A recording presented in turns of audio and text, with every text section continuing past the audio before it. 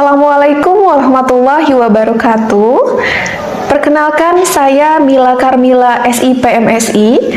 Saya adalah dosen pada program studi S1 Administrasi Publik, Fakultas Ilmu Sosial dan Ilmu Politik Universitas Garut. Saat ini, saya akan membagikan video terkait pernyataan diri dosen untuk unjuk kerja Tridharma Perguruan Tinggi untuk keperluan sertifikasi dosen tahun 2025. Pada kesempatan kali ini, izinkan saya untuk menyampaikan salah satu Tridharma Perguruan Tinggi, yaitu pada bidang pengajaran. Di sini saya ditugaskan untuk mengajar atau mengampu mata kuliah. Di antaranya adalah perencanaan strategik dan asas-asas manajemen. Dengan bobot masing-masing dibebankan dengan 3 SKS yang berada pada semester ganjil di Universitas Garut. Kali ini, izinkan pula saya untuk membagikan bagaimana proses atau teknik pengajaran yang dilakukan di kelas dengan pendekatan delivery, interaction, dan assessment. Di sini, pendidik melakukan tatap muka beserta dengan peserta didik, kemudian juga menjelaskan materi-materi yang ada di dalam modul. Kemudian di dalam buku-buku pembelajaran, jurnal, studi kasus yang kemudian didiskusikan setelah disampaikan, maka didiskusikan di dalam kelas. Diskusi tanya jawab dengan membuat kelompok sesuai dengan studi case perencanaan strategis di Indonesia.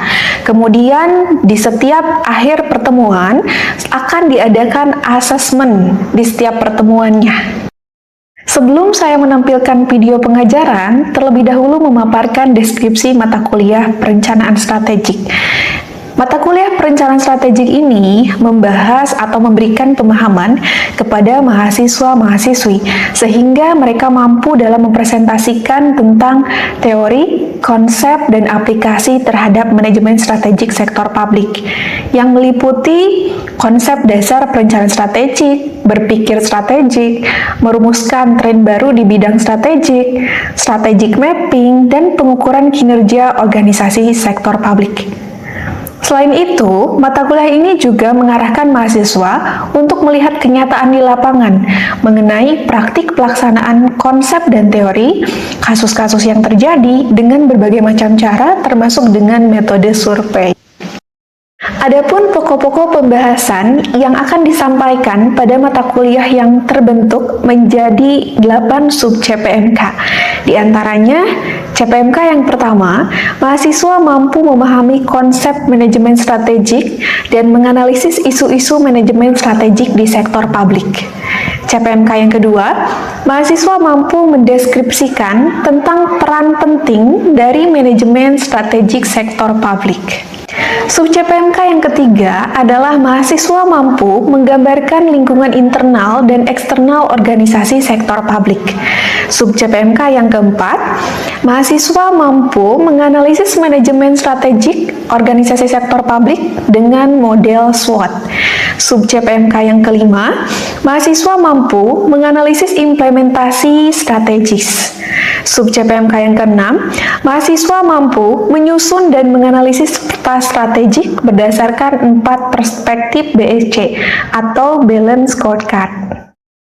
Sub CPMK yang ketujuh, mahasiswa mampu mengevaluasi strategi pencapaian program dan kegiatan dan KPI atau Key Performance Indicator. Dan sub CPMK yang terakhir atau yang kedelapan, mahasiswa mampu merekomendasikan pengukuran dan evaluasi kinerja dengan pembentukan BSC atau Balance Scorecard. Adapun untuk referensi perkuliahan adalah sebagai berikut.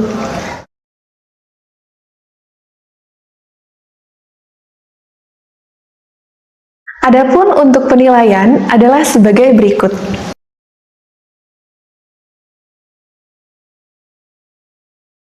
Sekian yang dapat saya sampaikan mengenai deskripsi mata kuliah dan sub CPMK.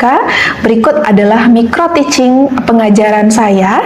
Selamat menyaksikan. Wassalamualaikum warahmatullahi wabarakatuh.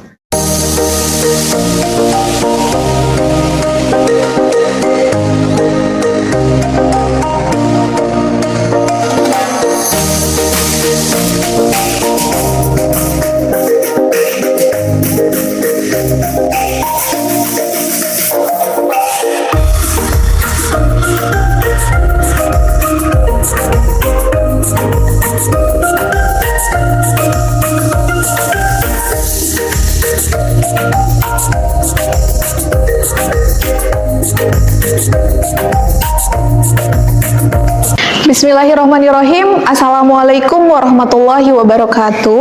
Waalaikumsalam warahmatullahi wabarakatuh. Bagaimana kabarnya teman-teman?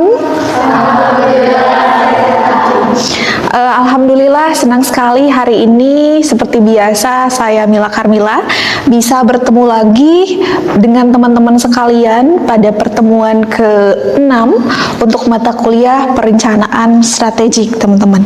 Sebelum memulai perkuliahan, alangkah terlebih dahulu kita berdoa menurut agama dan kepercayaannya masing-masing. Untuk berdoa, bermulai. Selesai. Baik teman-teman, hari ini kita memasuki pertemuan ke-6 yang dimana pertemuan ke-6 itu membahas terkait mahasiswa mampu memahami manajemen strategik dengan menggunakan analisis SWOT atau Strength, Weakness, Opportunity, dan juga Threat. Namun sebelum perkuliahan, saya akan mengabsen terlebih dahulu bagi teman-teman yang sudah hadir dan tidak hadir. Bagi yang namanya disebutkan, silakan untuk mengacungkan tangan ya.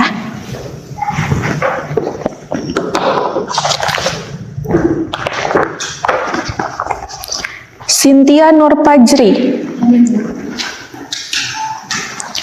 Aulia Nur Aisyah, Aldi Rashid, Anajah Az-Zahra, Siti Syarah Aulia, Ajeng Nur Intan. Baik teman-teman, sebelum kita masuk ke perkuliahan pertemuan ke-6, saya mau mereview terlebih dahulu materi yang minggu lalu pernah saya ajarkan. Minggu lalu saya membahas terkait dengan analisis internal dan eksternal organisasi, yang dimana analisis internal dan eksternal organisasi itu merupakan proses yang paling penting saat kita mau membuat matriks SWOT. Namun sebelumnya, teman-teman ada yang masih ingat apa itu analisis internal dan eksternal? Oke, baik. Silakan Dela. Baik Ibu, terima kasih. Jadi analisis lingkungan itu merupakan proses sistematis untuk mengevaluasi faktor internal dan juga faktor eksternal.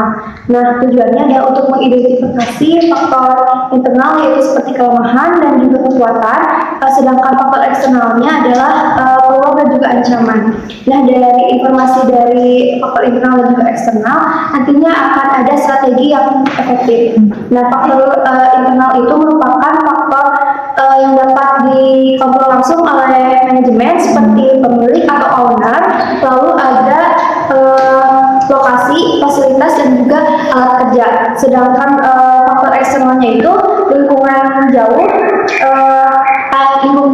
Faktor eksternal itu dibagi menjadi tiga. Yang pertama adalah lingkungan jauh, yang kedua adalah lingkungan industri, dan yang ketiga adalah lingkungan operasional.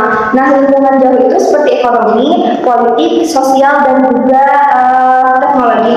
Sedangkan untuk faktor industrinya, menurut Porter itu adalah pendatang baru, pesaing, dan juga produk substitusi. Nah, sedangkan untuk lingkungan operasi itu pasar tenaga kerja, bahan baku, dan juga pelanggan. Oke, baik, terima kasih Dela. Silakan duduk kembali. Teman-teman yang lainnya, barangkali ada yang mau menambahkan pendapat dari Dela terkait dengan analisis internal maupun eksternal organisasi? Oke, silakan Cynthia.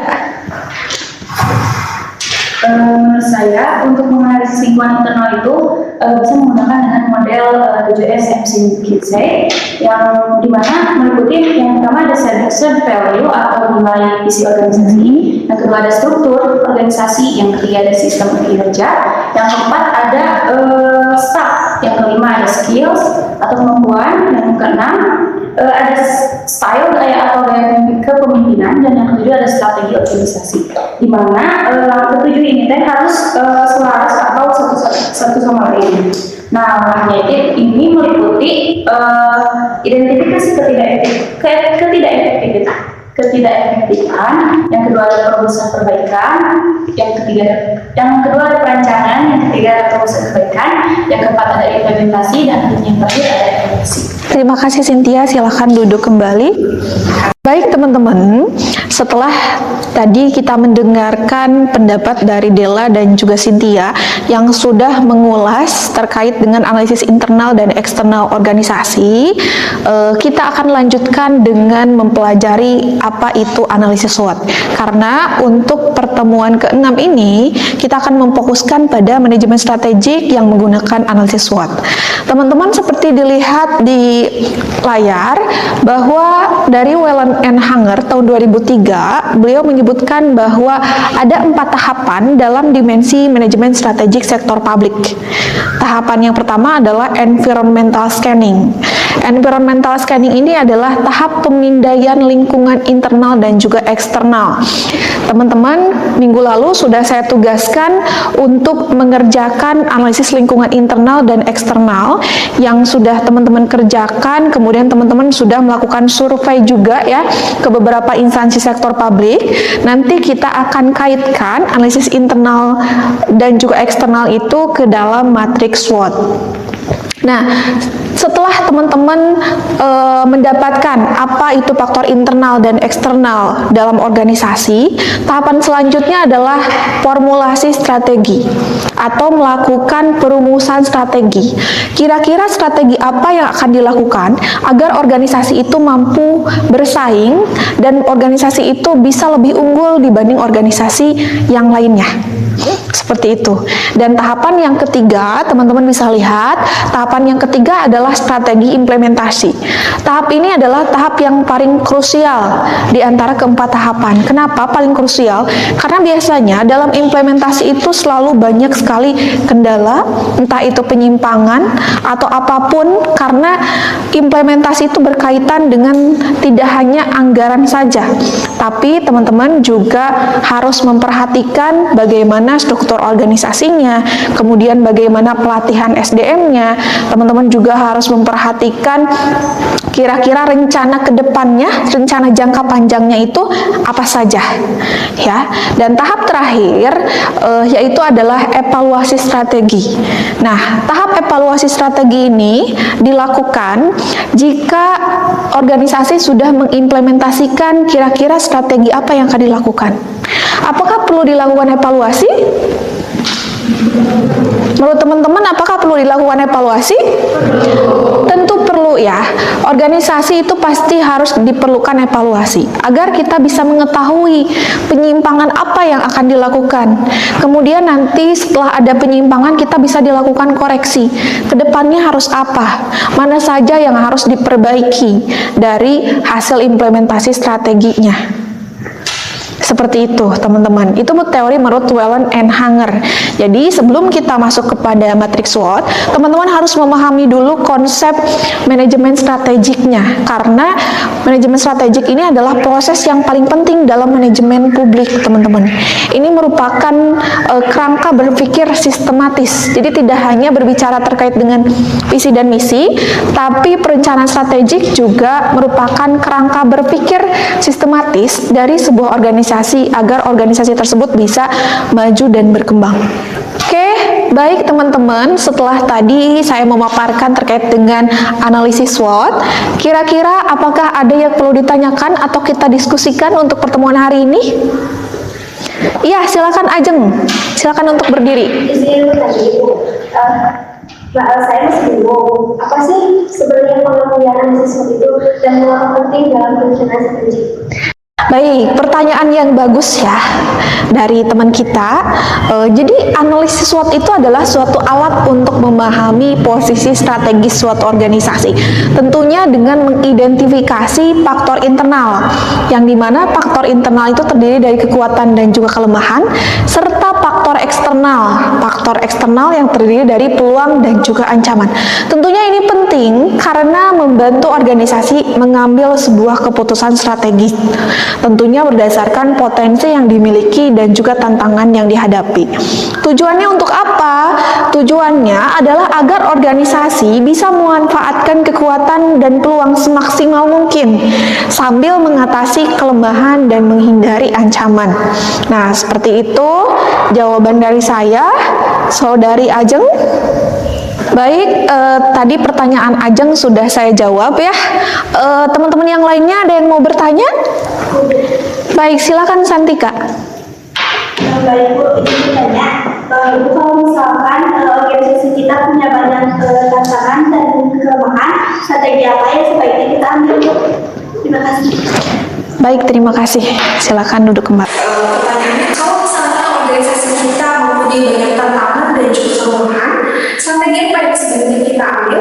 Oke, strategi yang bisa kita ambil dalam situasi seperti itu, berarti maksudnya ke dalam pada dalam mahasiswanya. Ini disebut dengan kondisi yang tidak menguntungkan. Karena apa? Karena ancaman tinggi dan juga kelemahan internal yang juga besar. Maka strategi yang paling tepat yang dilakukan adalah dengan strategi defensif atau strategi bertahan. Artinya kita harus fokus dulu, bertahan dulu, memperbaiki kelemahan internal sambil mencoba mengurangi dampak dari ancaman eksternal. Jadi jangan langsung ekspansi atau berekspansi, tapi perkuat fondasi terlebih dahulu. Nah, seperti itu ya, Sanika jawabannya. Jadi strategi yang bisa dilakukan adalah strategi bertahan atau defensif. Oke, baik teman-teman, pertanyaan dari Santika sudah saya jawab. Selanjutnya, apakah ada pertanyaan lagi? Ya, silakan. Sarah. Baik Bu, izin bertanya, bagaimana cara kita menentukan apakah faktor itu termasuk kekuatan atau kelemahan organisasi? Baik, terima kasih. Silakan duduk kembali. Akan saya jawab pertanyaan dari Sarah. Tadi pertanyaannya adalah bagaimana cara kita menentukan apakah suatu faktor itu termasuk kekuatan atau kelemahan organisasi. Jadi menurut saya, sebenarnya cara termudah adalah dengan melihat apakah faktor tersebut itu bisa memberikan nilai tambah atau justru membantu kinerja organisasi. Misalnya, jika organisasi memiliki tim yang solid dan berpengalaman, itu berarti maksudnya ke dalam kekuatan. Tapi kalau teknologi yang digunakan itu sudah ketinggalan zaman, itu masuknya ke dalam kelemahan.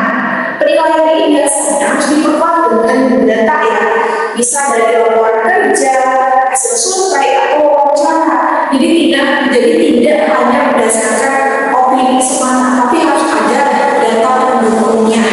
Seperti itu ya, Sarah. Baik, teman-teman, perencanaan strategik adalah suatu proses penting dalam manajemen publik maupun swasta yang bertujuan tentunya untuk menentukan arah organisasi secara menyeluruh. Nah, dalam jangka menengah maupun jangka pendek. Tentunya perencanaan strategik ini tidak hanya berkaitan dengan visi dan misi saja, tapi perencanaan strategik ini berkaitan dengan kerangka berpikir sistematis organisasi. Bagaimana suatu organisasi itu bisa dikatakan unggul, kemudian bagaimana suatu organisasi itu bisa dikatakan mampu bersaing dengan organisasi yang lain. Salah satu alat yang digunakan dalam proses perencanaan strategik, salah satunya adalah analisis SWOT. Analisis SWOT adalah strength, weakness, opportunity, dan juga threat. Atau dalam bahasa Indonesianya adalah kekuatan, kemudian kelemahan, peluang, dan juga ancaman, teman-teman. Nah, sampai saat ini, SWOT adalah menjadi model strategi yang paling familiar, yang banyak digunakan, baik itu di sektor pemerintahan, sektor publik, maupun sektor swasta. Tujuannya untuk apa? Tujuannya adalah untuk merumuskan strategi dengan cara menggabungkan antar kekuatan dan juga peluang yang dimiliki oleh suatu organisasi. Sekaligus juga mengidentifikasi dan kita juga bisa mengatasi kelemahan dan juga ancaman yang mungkin ada di dalam organisasi tersebut. Baik teman-teman, setelah teman-teman memahami apa itu analisis SWOT, seperti terlihat di layar bahwa matriks SWOT itu terdiri dari 5 kuadran, yang dimana di kuadran kiri atas ditampilkan yaitu kekuatan.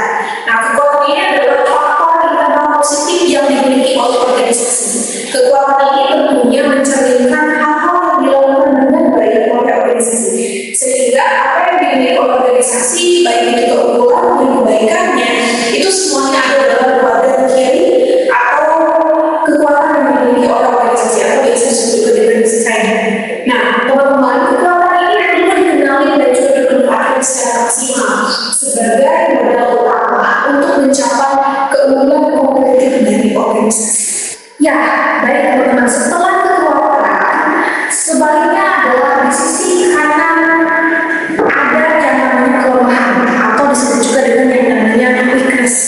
Nah, weakness ini merupakan faktor internal namun bersifat negatif atau menjadi hambatan bagi organisasi. Pertanyaan yang dapat digunakan untuk menggali bagaimana kelemahan di organisasi adalah apa yang salah sekarang. Kelemahan juga bisa berupa kurangnya misalnya kompetensi pegawai, rendahnya inovasi, sistem manajemen yang kaku, atau keterbatasan anggaran. Tujuan utama kenapa kita harus mencari kelemahan atau weakness dari organisasi adalah untuk mengidentifikasi agar organisasi itu dapat segera memperbaikinya dan mencegah dampak negatif yang lebih luas. Pada kuadran kiri bawah terdapat yang namanya peluang atau opportunity, teman-teman, yang merupakan proses eksternal atau faktor eksternal positif. Nah, peluang ini tentunya menggambarkan kondisi dari luar organisasi yang dapat dimanfaatkan untuk dapat meningkatkan kinerja atau memperluas cakupan program. Contohnya apa, teman-teman? Contohnya bisa meliputi perubahan regulasi atau kebijakan, kemudian perkembangan teknologi, potensi kolaborasi strategis, atau tren sosial yang sesuai dengan misi organisasi. Nah, lalu pertanyaan kunci apa yang bisa kita gali untuk kita melihat peluang dari sebuah organisasi, yaitu dengan pertanyaan kemungkinan apa sih yang ada di dalam sebuah organisasi.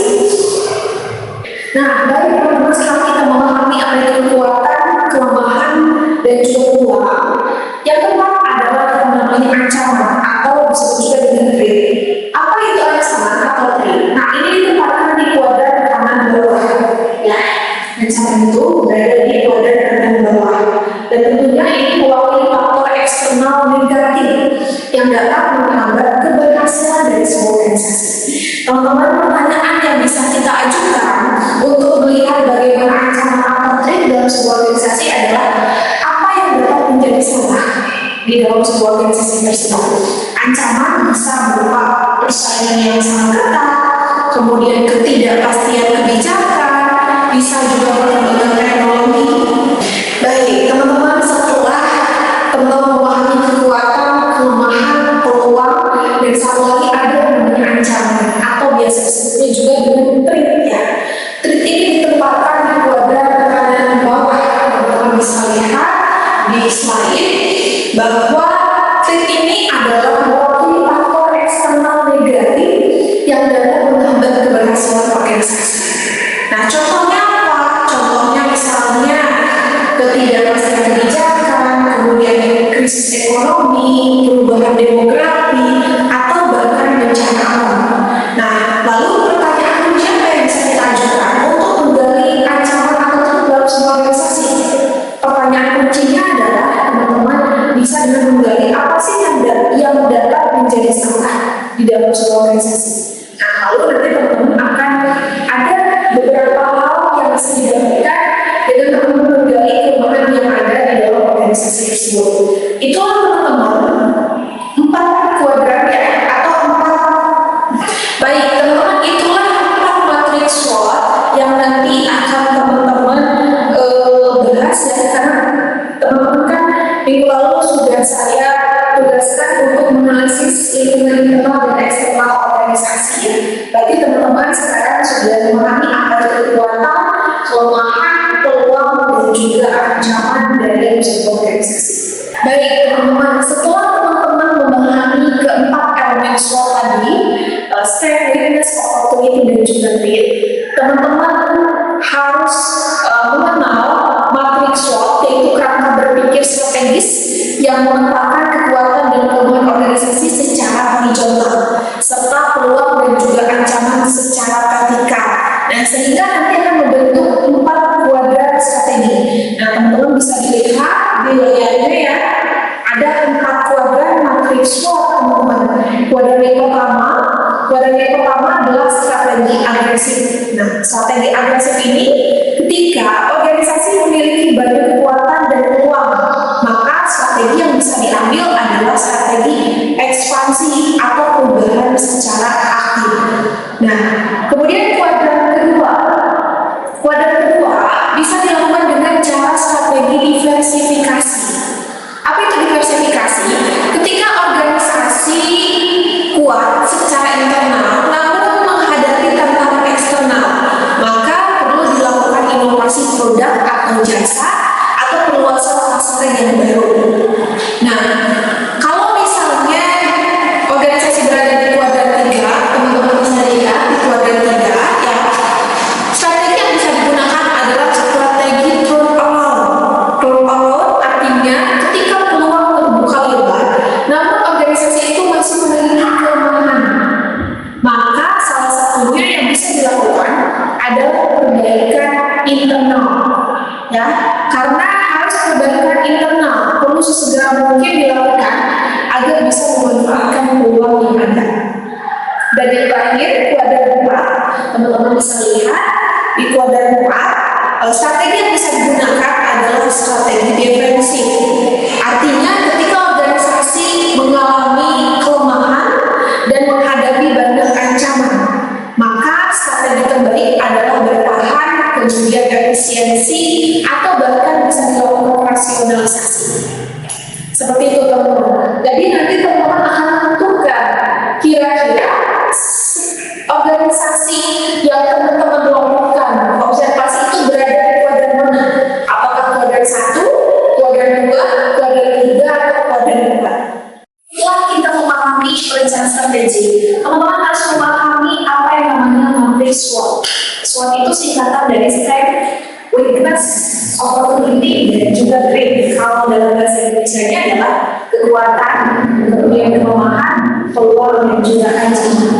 Kenapa organisasi itu harus dilakukan matriks SWOT?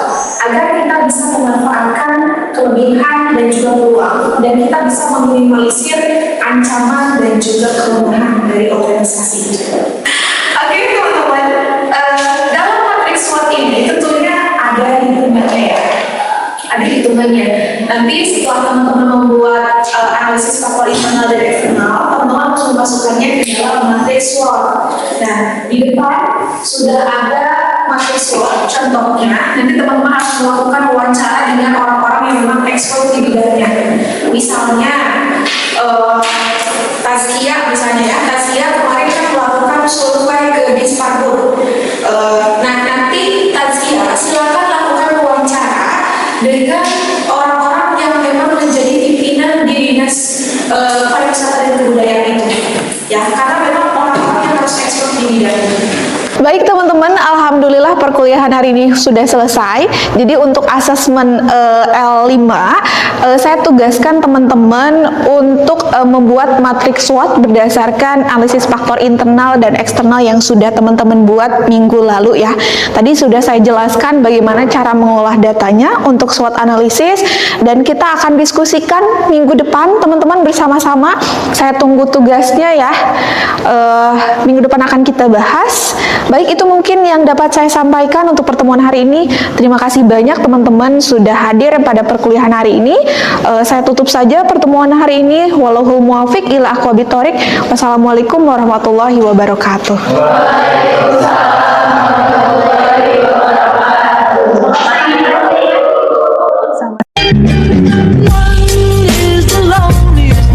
That you'll ever do.